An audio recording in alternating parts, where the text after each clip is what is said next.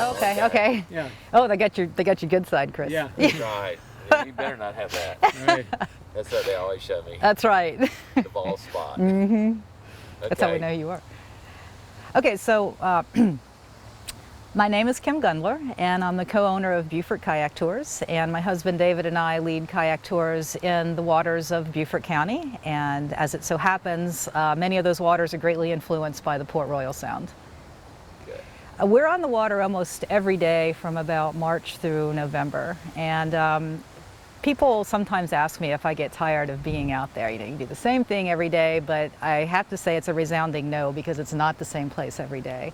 As the seasons change, as the days go by, as the days lengthen or shorten, the animals that we see come and go. We see some of the same animals that we recognize time after time. But when we get out there, it's always different. I mean, the animals have a rhythm, and the Port Royal Sound is part of that rhythm. The Port Royal Sound gets cold in the winter and things retreat, and the Beaufort River is part of that. And as it warms in the summer, we see more offshore species coming in.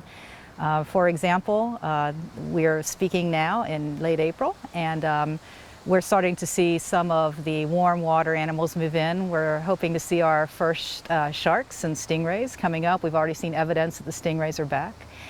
We often see bonnethead sharks in the Beaufort River. We see bottlenose dolphin out there a lot. And one of the things that people are always surprised that we see out there, and it's because of the connection with the Port Royal Sound, are loggerhead sea turtles. You know, these animals spend most of their life in the ocean.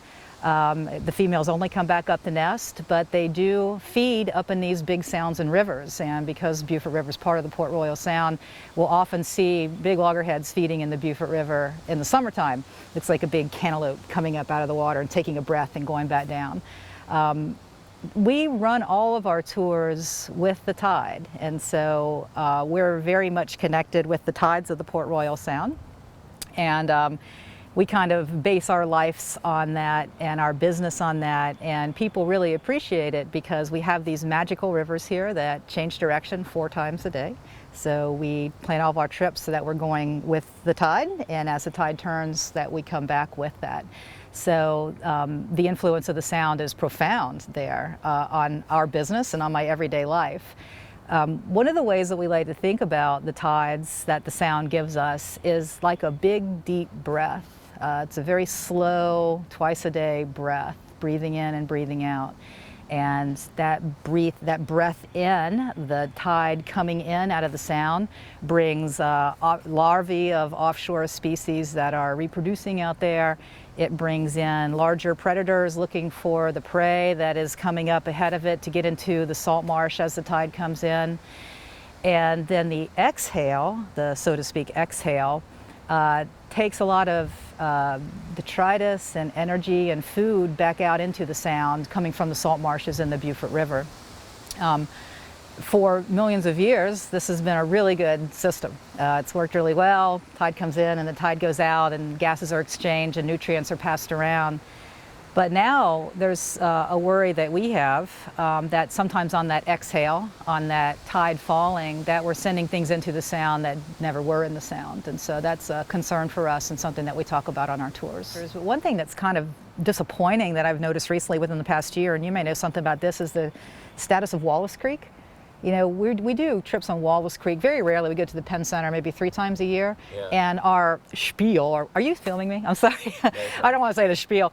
Yeah. The information that we give on those trips has always had to do with Wallace Creek being the #2 oyster creek in South Carolina. It's always been very productive. There's not only public shellfish, but there's private shellfish grounds up there as well. We noticed this year it's closed. And I don't know if you know anything about that. No, I need to check on that. Yeah, like from... The beds between Kalawasi and the mainland are closed, as are now all the way down to the boat landing at Spring Island. Wow, that's so sad, so frightening. Yeah.